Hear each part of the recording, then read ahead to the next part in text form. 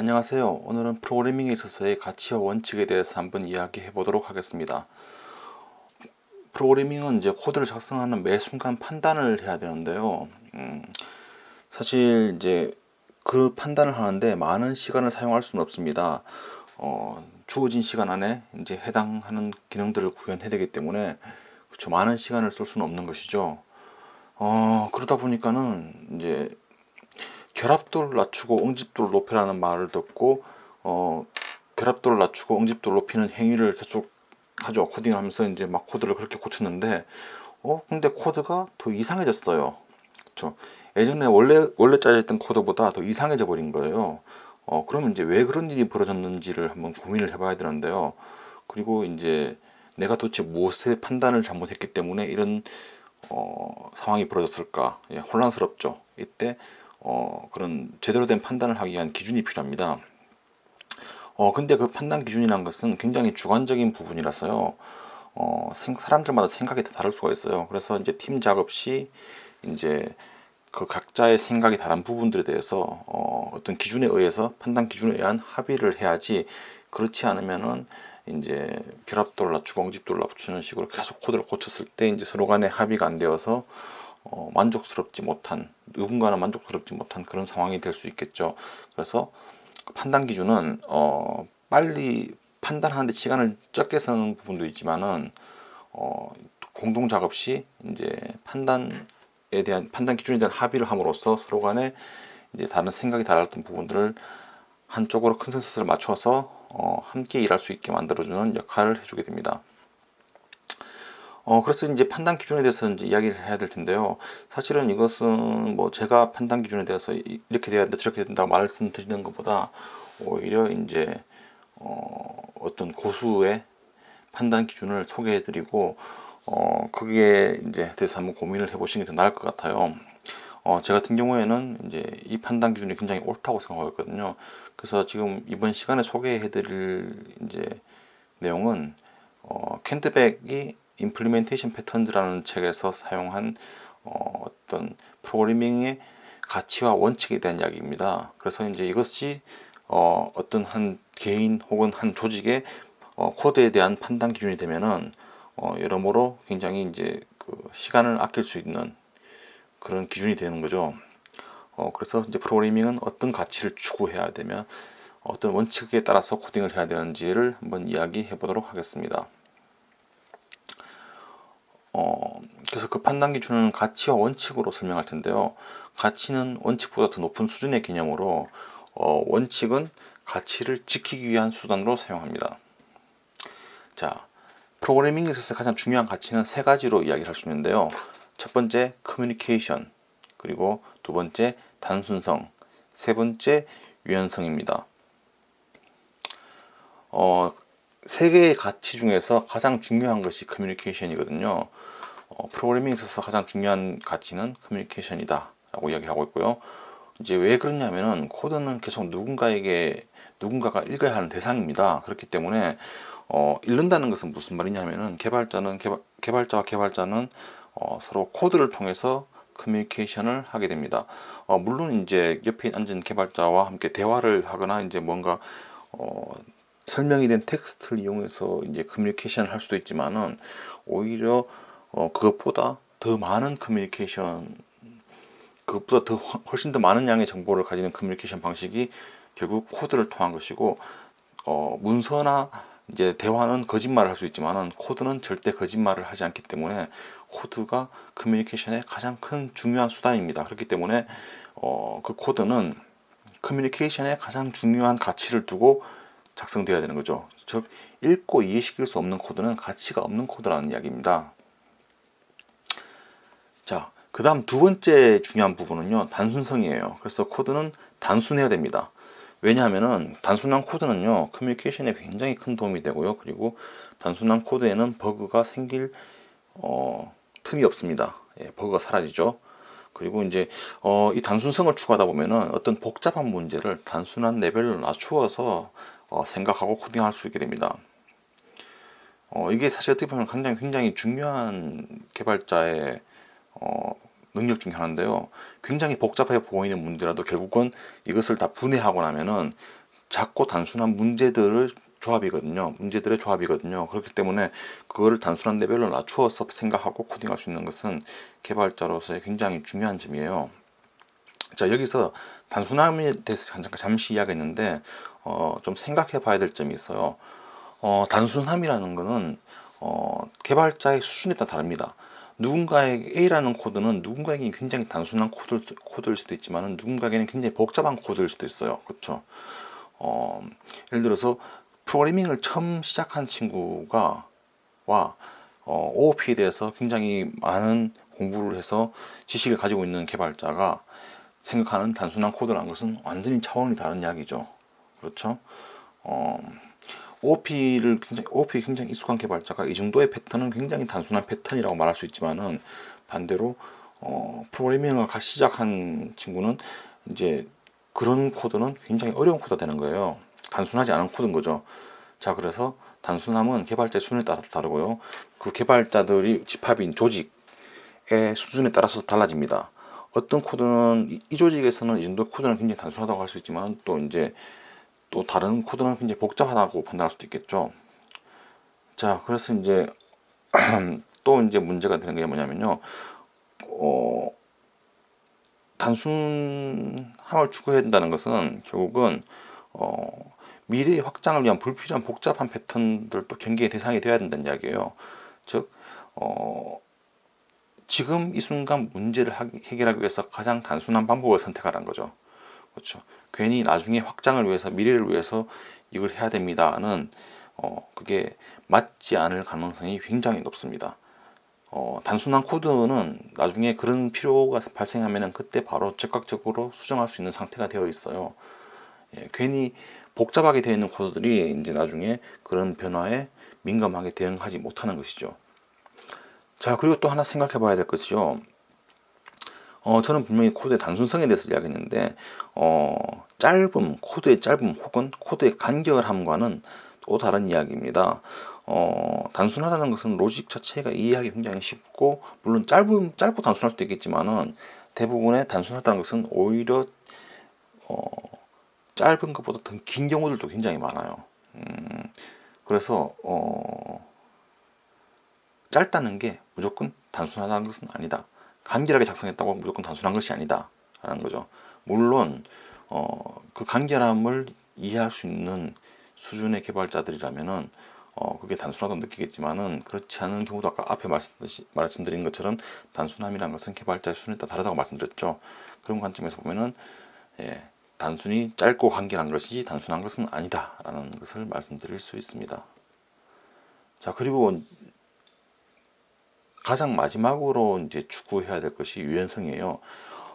단순성이 더 우선입니다. 단순함이 더 우선이고, 그 다음에 단순함을 해치지 않는 범위 내에서 커뮤니케이션과 단순성이 만족되는 범위 내에서 최대한 유연한 구조를 추구하는 것이 좋습니다. 중요한 것은 커뮤니케이션, 단순성이라고 했죠. 이 두 개를 만족시키면서 유연한 구조를 선택해야 된다는 거죠. 왜냐하면 유연성이 왜 중요하냐면요. 대부분의 시간은 우리가 개발자들이 사용하는 대부분의 시간은 기존의 코드를 수정하면서 쓰고 있죠. 그래서 가능한 한 유연한 상태를 유지하고 있어야 됩니다. 그래야지 나중에 이제 시간이 지나면 지날수록 점점 더 일이 어려워지는 것을 막아주죠. 자, 여기서 중요한 것은 생각해 봐야 될 부분은요. 유연성의 확보는 결국은 단순성과는 반대되는 개념이에요. 유연성을 확보하기 위해서는 단순함을 포기해야 되는 상황이 벌어지거든요.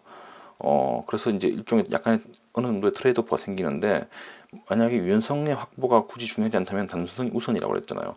단순성을 선택합니다. 하지만 여기서는 유연성의 확보가 굉장히 중요한 부분이라면은 단순성을 최대한 해치지 않는 범위 내에서 유연성을 확보하는 것이 중요합니다. 이상 세 가지가 이제 프로그래밍에서 추구해야 될 가장 중요한 가치예요. 커뮤니케이션, 단순성, 유연성. 그리고 이제 이 가치들을 지켜내기 위해서 이제 사용하는 것이 원칙인데, 원칙은 이제 캔드백은 6가지를 이야기를 하고 있어요. 지역적 변화, 최소 중복, 로직과 데이터의 결합, 대칭성, 선언적 표현, 변화율 이렇게 6가지를 이야기하고 있는데요. 각각 어떤 내용들인지 한번 보도록 하겠습니다. 지역적 변화라는 것은 코드를 수정할 때 함께 수정돼야 될 부분들이 같이 몰려 있어야 된다는 거죠. 그래서 함께 같이 수정돼야 된다는 거예요. 그러니까 그 수정되는 부분들이 최소화돼야 되고 지역화되어 있어야 된다. 왜냐하면은 그래야지 코드의 관리 비용을 낮출 수 있다는 거죠. 예.